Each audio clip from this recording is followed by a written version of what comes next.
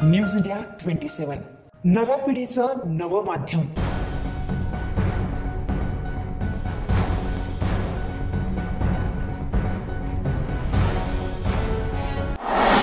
नाशिकच्या सिव्हिल हॉस्पिटलमध्ये मोठा घोटाळा उघडकीस आलाय। औषध खरेदीच्या व्यवहारात झालेली लाखोंची फसवणूक उघड करताना न्यूज इंडिया मराठीच्या हाती आलेल्या कागदपत्रांनी खळबळ उडवून दिली आहे। सिव्हिल हॉस्पिटलने रुग्णसेवेसाठी खरेदी केलेल्या औषधांचे दर संदर्भ सेवा रुग्णालयाच्या तुलनेत तब्बल दुप्पट आहेत। उदाहरणच द्यायचं झालं तर संदर्भ सेवा रुग्णालयात केवळ 239 रुपयांना मिळणाऱ्या अमिनो ऍसिड IV इंजेक्शनसाठी सिव्हिल हॉस्पिटलने 475 रुपयांहून अधिक किंमत मोजली आहे। हाच पॅटर्न इतर औषधांमध्येही दिसून येतोय।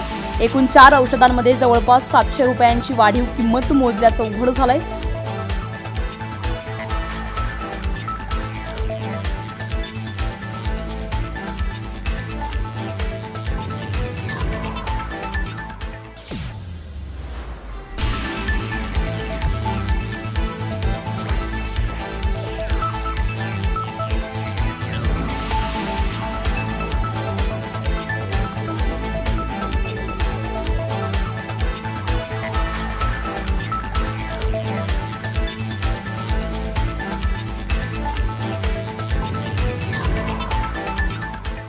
गेटवेल डिस्ट्रीब्युटर या ब्लॅकलिस्ट कंपनीकडून वारंवार खरेदी झाल्याचा संशय बळावलाय।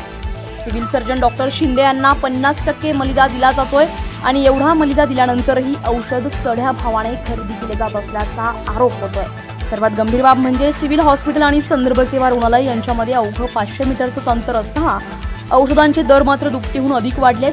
त्यामुळे हा भ्रष्टाचार नेमका कोणाच्या आदेशाने सुरू आहे याची चौकशी होणं अत्यावश्यक आहे। गोरगरिबांसाठी वापरला जाणारा ऑक्सिजन सिलेंडर देखील चढ्या दराने खरेदी झाल्याचं समोर आलंय।